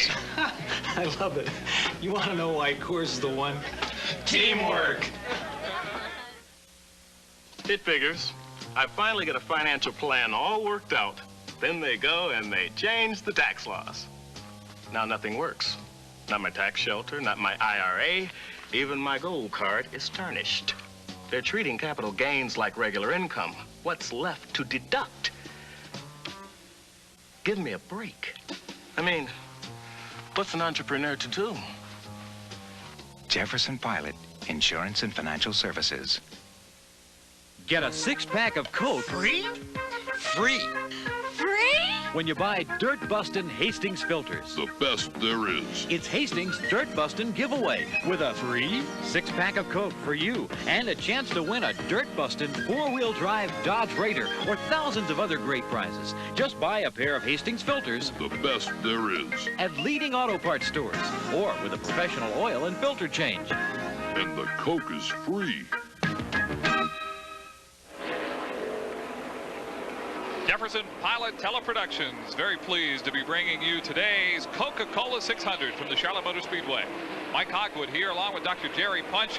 8 laps from the finish, and Kyle Petty has just gone by Rusty Wallace. He is on a lap all by himself. You're looking there at the 3rd place car. That was Morgan Shepherd, car 26.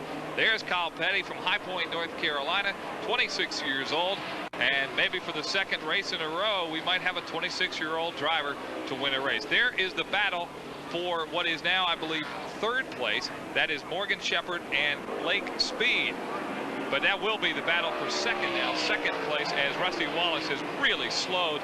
And Rusty Wallace is on the back straightaway. Rusty will probably be coming in now and calling it a day. Apparently, he has just completely lost power on that race car. What a day for Rusty Wallace. An afternoon you'd like to forget. But the battle on the track now for 2nd spot as Kyle Petty has a lap to himself. There is Morgan Shepherd currently running 2nd after getting a halftime break for a few laps with Sterling Marlin as a relief driver. He is back aboard the Quaker State car for Kenny Bernstein. And Lake Speed now pulls to the inside. Speed trying to have, just about saying hello to Rusty Wallace as Wallace's car was slowing here in the quad oval. But that's a battle. 2 car lengths, and apparently Speed's car has a lot of horsepower, but has difficulty getting in the bank. Well, Rusty Wallace's car really going slow. We have 6 laps left now, 394 on the board. It has been a long, hot day here for Morgan Shepherd. As Jerry Bunch said, he got a little break. But Lake Speed has been in that machine all day, as to Kyle Petty. Boy, Kyle Petty's got to be excited right now. You know, what a difference a few months will make. Back in October, they ran this same car, Kyle Petty did, and the car was so slow, they had so much trouble, they couldn't get it in the field. They had to use a provisional starting spot. And so because they had to use the provisional starting spot, they nicknamed this car Spot. And I talked to him in the garage this week and said, yeah, we brought old Spot back to Charlotte. We figured maybe it'll run a little bit better this time. We hope anyway, we don't know. And so they patted on the nose like a little puppy dog and said, come on, Spot, do a good job for us. And son of a gun, he finished 13th back in October after running all day. And he may have old Spot in victory lane today. Well, old Spot has certainly made up for whatever happened to him in the fall here at the Charlotte Motor Speedway. Now 4 laps remain here in the Coca-Cola 600. Kyle Petty, if nothing happens, apparently will be driving on the victory here. We'll have to wait and see. It would be the 2nd win of his Winston Cup career. His best finish so far this year has been 2nd place at North Wilkesboro, as we told you, in the North Wilkesboro 400 there. He has also run 3rd at Talladega and a 7th at Richmond, a 7th at Bristol. He is right now 7th in the point standing, so a good top 10 performance all year long for Kyle Petty in car number 21. Now 3 laps remaining, and I imagine even Kyle is laid back as he is sometimes, starting to get a little excited right now. Gotta be thinking about victory lane and everything that's going on, but you can't think too early. There's 3 laps to go, and Kyle Petty in the car number 21. The Wood brothers. It's been a long time since Leonard Wood has been in victory lane here, and Lynn and Eddie and all the Wood brothers. 1982. The driver back then was Neil Bonnet. They won this event some 5 years ago. 82 was the last win for the Wood brothers here at Charlotte Motor Speedway. So Kyle Petty has got to be thinking, if I can just nurse it home. He's back behind. Dale Earnhardt said, come on, Dale, smoke a little bit, but please, nothing else. 2 laps to go, and Kyle Petty's up front. Oh, we mentioned it before, but Kyle Petty, also besides being a race driver, is a pretty good country music singer. Made his concert debut this past Friday night when he opened a concert for Janie Fricky in Hampton, Virginia. So it has been a big weekend for Kyle Petty, his debut as a singer in public. And now, apparently, as he takes the white flag, Kyle Petty may be winning his first real speedway race. And for many, he's legitimately arrived now. In turn 2, it's Kyle Petty. He is on the back straightaway. This is the race for 2nd. Morgan Shepherd has it over Lake Speed right now. But it's Kyle Petty who this crowd of over 160,000 is on their feet cheering for Kyle Petty in the middle of turn 3. Now he's in turn 4. If he can just get it home safely, he says. Kyle Petty now the short chute on the front straightaway. Kyle Petty is going to win the Coca-Cola 600. What a day for Kyle Petty and the Wood Brothers team. And the Wood Brothers are jubilant there in Victory Lane. And on pit road as they head for Victory Lane, they are excited. The second place finisher, Morgan Shepherd, the best finish of his season. Morgan had previously finished 5th at Rockingham, finishing 3rd. A good run for Lake Speed in the car number 83. In 4th place, all unofficial until the final rundown, we have Richard Petty. And in 5th, 2 laps down, we've got Darrell Walter. Race today, and towards the end, Kyle Petty was able to maintain and hold up. His equipment lasted, and that's what you have to do for 600 miles. He also drove a fantastic race.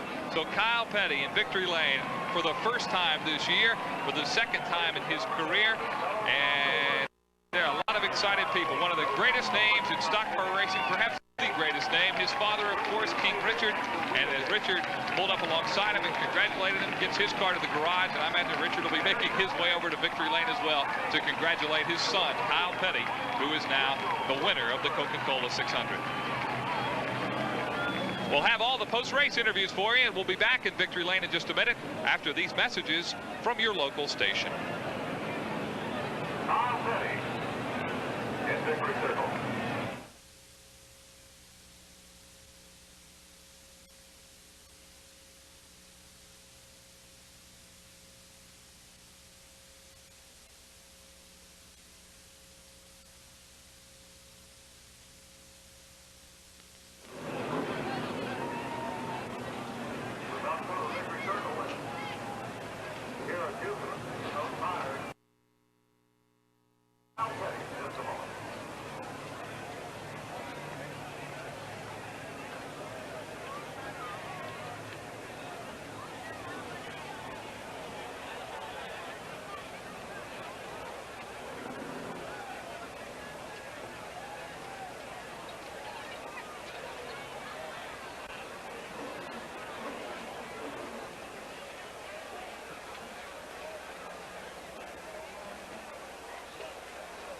Touching moment in here at the Charlotte Motor Speedway as we watch Kyle Petty roll the Wood Brothers car down this road. The thing I love is the Wrangler team stood up and tried to hit his car, loved it, standing ovation.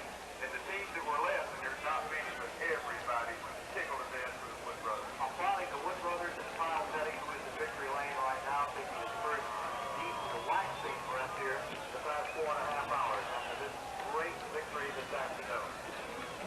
Let's go to Matt Tatter. Our partner Bob Barge is waiting for the victor to get out of his car. We're going to talk with the CEO of Coca-Cola, Mr. Jim Moore. And Jim, congratulations. What a great afternoon for Coca-Cola, the 600 this afternoon, and what a great race. Great from start to finish. Really a great pre-race program, great race. Yeah. I know that the involvement that you had spans much further than just here at the racetrack. So a lot of people are watching for good sport like the Speedway. Need you to hurry, guys. There you go, now. You've done a great job. Yeah, I think it all came together. We're really happy with it. Okay, we're going to wait just a second, and my partner Bob Barge is going to have the wear here in just a few minutes. You're looking at Victory Lane and a very happy crew from the Wood Brothers car. Kyle Petty, the winner today in the Coca-Cola 600. Boy, what a great day. And Kyle Petty lasted for 600 miles. Let's take a look at the final leaderboard. Kyle Petty won the race. Morgan Shepherd a lap down. Then Lake Speed, Richard Petty finished 4th. Darrell Walter finished 5th today. Let's go down now to Victory Lane and Mike Joy. Fella climbing out to his second career Winston Cup victory. Driving the Citgo Ford here to win for the Wood Brothers. It's been a long time since they've been here to Victory Lane. Congratulations. What a run today.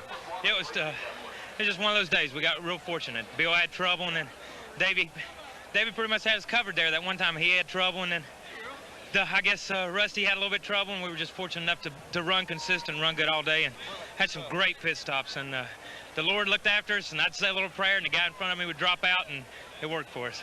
Your first victory up at Richmond, some folks say you backed into it, having won it under the caution. They'll never be able to take this one away from you. I hope not, man. I need this one. This win is worth $10,000 for charity in addition to the money you'll win today. That's good. You know, that's the main thing. You know, that's more important than what we do. We're out here riding around, having a good time, beating our heads against the wall sometimes, but to race for a cause like muscular dystrophy is, you know, it makes it all worthwhile. And that donation will be made by his sponsor, Citgo. Patty Petty, what a day. Yes, thank you, Lord. It's been a great day. I'm sorry for Rusty's trouble. I'd have rather him seen him batted out at the end, but I'm just thankful for all the prayers that have got us here, and I'd like to say hello to our children, Adam and Austin and Montgomery Lee, and I wish they were here, but I'm sure they were at home praying for us. A great day for the Petty and the Wood brothers. The second place finisher, well, it turned up kind of a Quinella today. Let's go to Steve Martin in the garage. Part of that Quinella was the cheap part, and that was Morgan Shepherd, who had Sterling Marlin co-drive for him for a while. He started today with a stomach virus, but he's okay now. Morgan, a good run today. How do you feel now that it's over? Well, I'm just glad it's over. I was sick this morning before I got in the car. Couldn't keep nothing on my stomach, and then the car was just super hot too. It burnt my leg, second-degree burns last week in the Winston race, and so it was tough surviving today under those conditions. Otherwise, the car, though, ran very well. You worked your way back toward the lead and finished second here in this race. It's a good day for you. Yeah, we ran good, but I just couldn't do the car justice. The car would have ran better if the heat wouldn't been so bad inside of it. Well, everybody had to put up with that heat. Again, Morgan, just a great drive here today, along with Sterling Marlin, and congratulations. Well, I'd like to thank Sterling for stepping in and riding while he did, and I really like to thank Quaker State and Buick. They've been behind us 100%. Morgan Shepherd, second place finisher, co-driving along with Sterling Marlin this afternoon. Let's go back upstairs to Mike Hogwell. Thank you very much, Steve Martin. Here's our race summary, Jerry Punch, and it was a good day today. It really was, Mike. 23 lead changes among 10 different drivers, 71 laps under caution. The average speed for this 600-mile race, 131.483 miles per hour. One car left on the lead lap, and that, of course, the winner, Kyle Petty. All right, it was indeed a great day, and as you see, the big crowd here at the Charlotte Motor Speedway, they got their money's worth.